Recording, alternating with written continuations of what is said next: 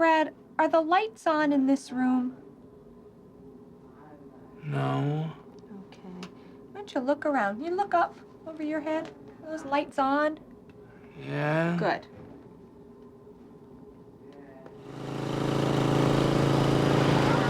Well, I don't wear a helmet today because it's about 2,000 degrees out, and it makes driving very unsafe. You know, sweat gets in your eyes. I feel like I'm not a part of the bike when I have a helmet on.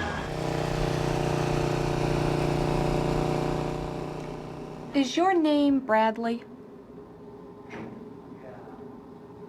No. What is your name? I don't know. Right, Bradley Stone. So the answer to that question was yes.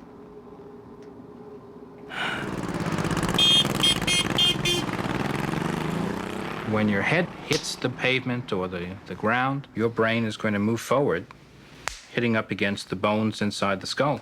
It's going to deform, it's going to stretch nerve fibers, it's going to tear nerve fibers, and the torn ones are gone. When you lose a brain cell, there is no replacement for it. So that's where permanent damage occurs.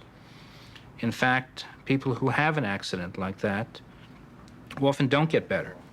Can you give her a wave? They've lost something. They may have lost some of their intelligence. They may have lost the capacity to take care of themselves because of the damage to their system that controls their muscles. They may have a behavior change, have difficulty dealing with other people, having proper social relationships. It's all a consequence of that unprotected skull and nothing to take up the shock. Okay, you wanted to keep on going? So now I want you to be serious, okay? What's the first exercise that you usually do? All right.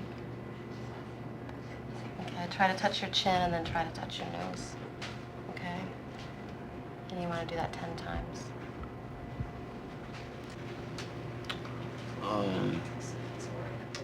This happened to James 3 years ago, and he's still not coming back. And then I want to play. you want... Play. I want. You want one of those? Oh, you want some for yourself? You ran out? Okay, great. So just maybe take a minute to blow a few of those and then finish for today.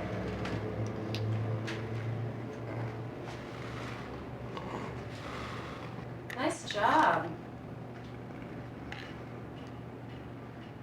He was riding along the road, but he did not wear a helmet, and he lost control and hit a tree. He was in a coma 8 months. I mean, he was so sick that every time I saw him, I didn't know whether he was going to make it. He had lost so much weight that he was just a complete skeleton. They had to weigh him in a bag. He looked like he was from a concentration camp. Everything was sunk in. I mean, I was frightened seeing my son like this. It was horrifying. You gonna push up again? Bring your weight forward. You look up while you're pushing? Good. His goal is to get back his speech. His goal is to be able to walk again. But it's very slow, and it will never be the same. That will never, ever happen. Fall. I'll be right here. Okay. I want to see your arm come straight out. All right. Extend your elbow, please. You'll get more power. Before the accident, James used to carve. He did beautiful carving. He was really a craftsman. Up, angle straight out, like you're almost gonna hit it. He doesn't have that control that he once had. So many things that he does when he finally finishes, looks like a child did it. But we're dealing with an adult that's making this mess. You know, it's sad. Good, that was a nice high shot. I have another son, and he's hurt by it too, because they were great companions, and there is a loss with the whole family. You want to go? Okay, and Aunt Amy? But when you be walking again soon, it's a hard thing, and it's very hard on the family watching a loved one be destroyed. Let you go eat. It's almost time for you to go eat. He still has a tube in his stomach. So, he's just starting to eat very slowly, pureed foods, and we don't know if he'll ever go beyond that. He's lost his sense of smell, his sense of taste. I try to look ahead now, because he'll never be the way he was before. It's, I just can't have the same person back.